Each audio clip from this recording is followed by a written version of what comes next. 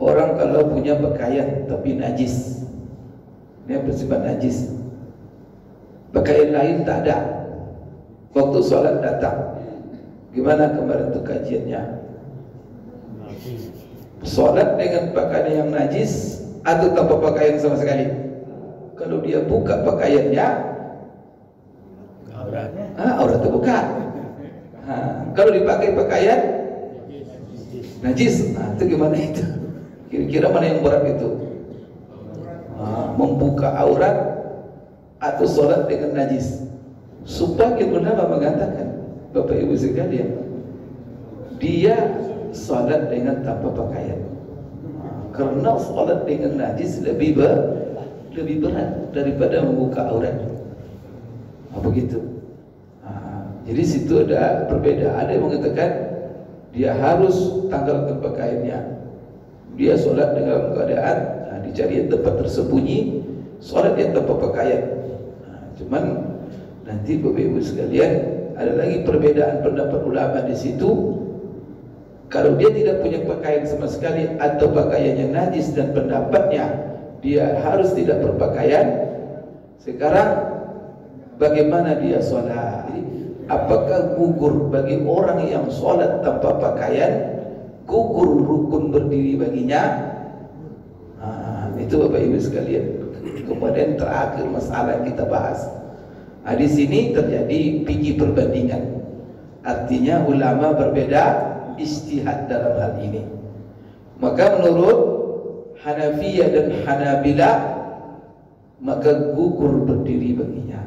Maka di sini menurut mazhab Hanafi dan Hambali, orang seperti ini dia sholat dalam kondisi duduk.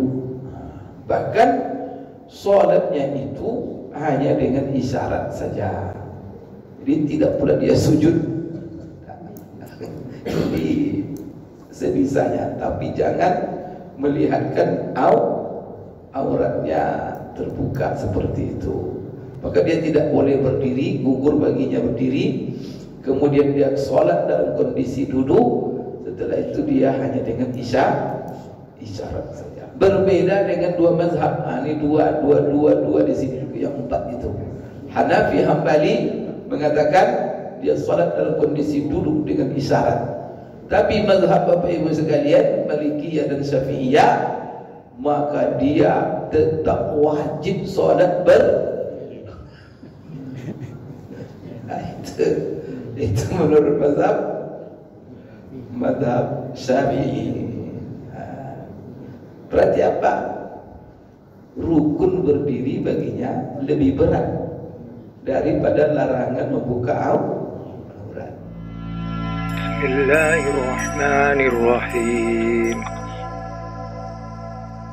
Di dalam rukun-rukun salat, yang mana kemarin kita sudah membicarakan masalah rukun berdiri tegak lurus di dalam salat. Beberapa hal kita sudah bahas di dalam masalah berdiri sampai kemarin terakhir, siapa ataupun uzur-uzur yang membuat seseorang diizinkan tidak berdiri di dalam salat. Maka sepakat ulama semuanya mengatakan bahwa berdiri tegak lurus di dalam salat fardu itu adalah merupakan kewajiban dan rukun salat. Itu sepakat ulama. Tetapi itu adalah di dalam salat fardu itu dua syaratnya.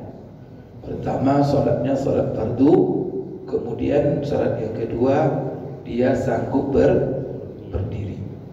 Berarti kalau salatnya bukan salat fardu, salat sunat, apakah wajib berdiri? Nanti ada pembahasannya. Kemudian bagi orang yang tak sanggup berdiri, bagaimana? Maka ulama mengatakan gugur berdiri itu bagi orang yang tidak sanggup. Apa saja uzur-uzur yang membuat orang diberikan dispensasi untuk tidak berdiri di dalam salat? Yang pertama sekali adalah karena sakit. Ini berdasarkan hadis Imran bin Husain dalam hadis yang sahih, Rasulullah SAW mengatakan kepadanya, "Shalli qa'iman fa illam tastati' fa qa'idan fa illam tastati' fa 'ala jamb." Apa artinya? Rasulullah mengatakan kepada Imran, "Salatlah kamu dalam kondisi berdiri tegak, qa'iman, lurus. Kalau kamu tidak sanggup, fa qa'idan, maka silakan solat dalam kondisi duduk. Tak juga kamu sanggup duduk, fa'ala jambin, maka solatlah kamu dalam kondisi berbaring." Itu adalah arahan bimbingan Rasulullah sallallahu alaihi wasallam. Cuman kemarin kita juga membahas ada kaedah di dalam dispensasi itu. Kalau orang diberikan kelonggaran karena adanya darurat atau karena adanya hajat, itu kan sakit itu kan karena darurat ataupun hajat. Karena kalau dia paksa berdiri, barangkali mati dia. Atau kalau dia paksa berdiri, mungkin cacat dia. Atau kalau dia paksakan berdiri, mengalami kesulitan yang tidak bisa dia tanggung. Tapi ingat Bapak Ibu, bukan sembarang sakit. Asal sakit, main pilek-pilek sedikit, saya duduk aja. Itu tidak bisa itu. Maksudnya sakit yang berhubungan dengan tidak mampu berdiri. Sekarang bahkan ulama membahas bahwa karena ini adalah dispensasi, karena darurat, maka situ harus juga dilaksanakan, digunakan kaedah ad-daruratu tuqaddar biqadariha, al-hajatu tuqaddar biqadariha. Artinya apa? Kalau daruratnya umpamanya Bapak Ibu sekalian, bisa dia berdiri dalam umpamanya 2 ataupun sekedar membaca separuh Fatihah, dia bisa berdiri. Tapi separuhnya tidak bisa lagi. Apakah langsung duduk? Tidak. Harus dia berdiri untuk separuh Fatihah. Itu tuh kaedahnya. Jadi ad-daruratu tuqaddar biqadariha. Jadi kita hanya diberi dispensasi sekedar darurat saja. Tapi kalau dia bisa separuh Fatihah berdiri, separuhnya duduk, ya sudah, separuhnya itu wajib berdiri dia. Maka tidak sah kalau seandainya separuh yang bisa dia berdiri, di bawahnya duduk. Itu harus diingat itu. Karena kita sekarang banyak kena penyakit tulang rematik. Berdiri lama tak bisa, tak cuman kalau berdiri untuk sekedar membaca Fatihah bisa, apalagi sekedar Fatihah bisa. Apalagi Fatihah itu Bapak Ibu ada kadar wajibnya. Ada kadar Bapak Ibu. Namanya kan orang baca Fatihah, bisa lama dia berdiri, bisa sebentar. Kalau baca Fatihahnya apa namanya, mengalun-alun Fatihahnya, alhamdulillahirabbil alamin, itu lama itu. Padahal Fatihah itu tidak seperti itu kan. Seharusnya dia bisa membaca, pokoknya tajwidnya selesai, panjang pendeknya juga ya, alhamdulillahirabbil alamin arrahmanir rahim maliki yaumiddin iyyaka na'budu wa iyyaka nasta'in. Itu cukup itu. Maka kalau dia bisa menyempurnakan Fatihahnya dengan sekedar sah Fatihahnya, harus dia berdiri. Walaupun kata ulama, walaupun hanya satu ayat dari Fatihah, dia bisa berdiri dia. Selainnya baru nanti Bapak Ibu sekalian dia duduk. Kemudian ini masalah kemarin sakit, ingat ya. Kemudian apa lagi kemarin kondisi yang membuat orang boleh meninggalkan berdiri, yaitu orang yang tidak berpakaian, tidak ada pakaian sama sekali.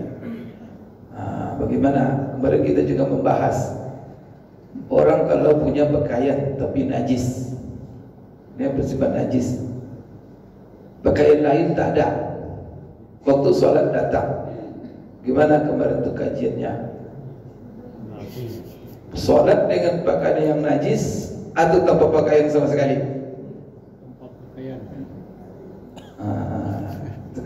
Kita bahas kemarin itu dalam syarat bersuci kemarin, bahwa orang yang sholat harus suci dari hadas, dari najis. Yang suci dari najis apa? Badan, pakaian, tempat sholat. Nah, sekarang bertentangan dua hal. Kalau dia buka pakaiannya, aurat terbuka. Kalau dipakai pakaian najis, itu gimana itu? Duduk. Itu namanya Pak, ya, kondisi-kondisi seperti itu banyak dalam kehidupan kita. Bagaimana apa kita pilih? Kalau bapak-bapak memilih gimana?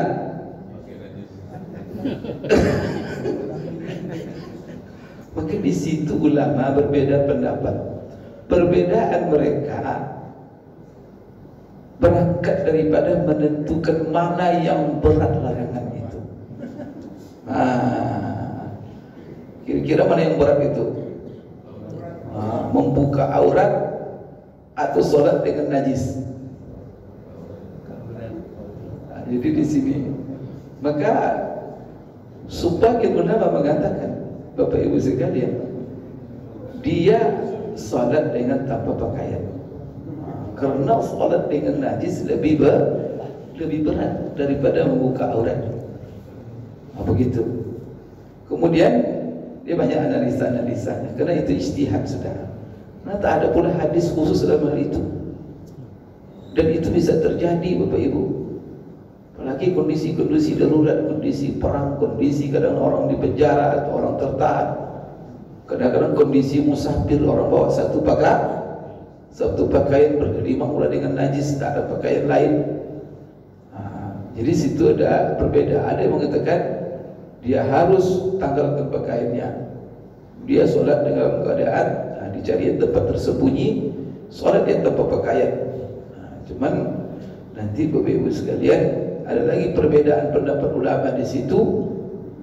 Kalau dia tidak punya pakaian sama sekali atau pakaiannya najis dan pendapatnya dia harus tidak berpakaian, sekarang bagaimana dia sholat?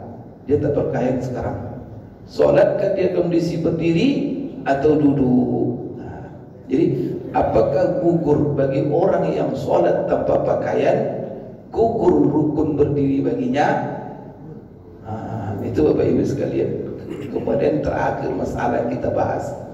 Di sini terjadi pergi perbandingan. Artinya ulama berbeda ijtihad dalam hal ini. Maka menurut Hanafiyah dan Hanabila, maka gugur berdiri baginya. Maka di sini menurut mazhab Hanafi dan Hambali, orang seperti ini dia sholat dalam kondisi duduk. Bahkan sholatnya itu hanya dengan isyarat saja. Jadi tidak pula dia sujud. Jadi sebisanya, tapi jangan melihatkan auratnya terbuka seperti itu. Maka dia tidak boleh berdiri, gugur baginya berdiri. Kemudian dia sholat dalam kondisi duduk. Setelah itu dia hanya dengan isyarat saja. Berbeda dengan dua mazhab. Ini dua di sini, yang empat itu. Hanafi Hambali mengatakan dia sholat dalam kondisi duduk dengan isyarat. Tapi mazhab Bapak Ibu sekalian, Malikiyah dan Syafi'iyah, maka dia tetap wajib sholat itu menurut mazhab Syafi'i. Berarti apa? Rukun berdiri baginya lebih berat daripada larangan membuka aurat. Jadi itu pertimbangannya semuanya itu, karena itu ijtihad semua. Ada dalil khusus Bapak Ibu sekalian. Di masalah-masalah seperti ini banyak sekali dalam masalah agama kita. Ya, dalil yang tegas tidak ada. Itulah sebabnya ulama berbeda pendapat. Itu bagaimana kita memaksakan. Masing-masing berijtihadlah mencari indikator-indikator dari dalil yang lain, karena nas tidak ada dalam masalah ini. Maka di sini Malikiyah, Imam Malik dan Syafi'i mengatakan tidak. Kalau dia sholat tak ada berpakaian, tetap dia sholat dalam kondisi berdiri. Baik Bapak Ibu sekalian, kemarin juga orang gugur berdiri dalam sholat kalau dia dalam kondisi ketakutan, ancaman, seperti kondisi perang dan lainnya. Bapak Ibu sekalian, kalau seandainya itu terjadi, maka seseorang itu sholat dia dalam kondisi yang memungkinkan dia selamat daripada ancaman ketakutan itu. Kalau harus dengan duduk, ya duduk. Kalau harus dengan meniarap,